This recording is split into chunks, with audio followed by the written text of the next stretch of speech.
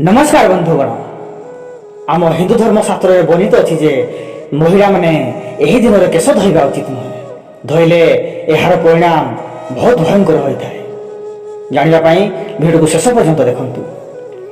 महिला मैंने केश सोमवार बुधवार एवं गुरुवार दिन धोवा उचित नुहे। माना जाए कि सोमवार दिन केश धोवा द्वारा यदि आपंकर झील अच्छा तो झील उपर खराब प्रभाव पड़ी था।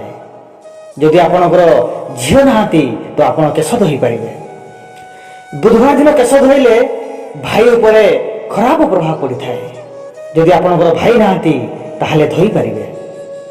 गुरुवार दिन केश धोवा उचित नुहे कि केशरे तेल देवा कि नख काटा उचित नुहे। यह सहित घरे पछा मारिबा उचित नुहे एवं बुढ़ियाणी जाल सफा करने उचित नुहे। एमती कले घरे सुख समृद्धि चली जाए आउ आर्थिक अवस्था खराब हो जाए। यही तीनोटी बार में केबे भी महिला माने केश धोइबे नाही। यही तीनोटी बार को छाड़ी आपण जेकोसी बार में केश धोई पारिबे। किंतु अनेक थर शनिवार दिन को मध्य केश धोइबा को वर्जित करा जायछि। कारण शनिवार एवं मंगलवार दिन केश धोइले एवं नख काटिले आयुष्य कम हो जाए। मंगलवार दिन होछि मंगल ग्रह को दिन।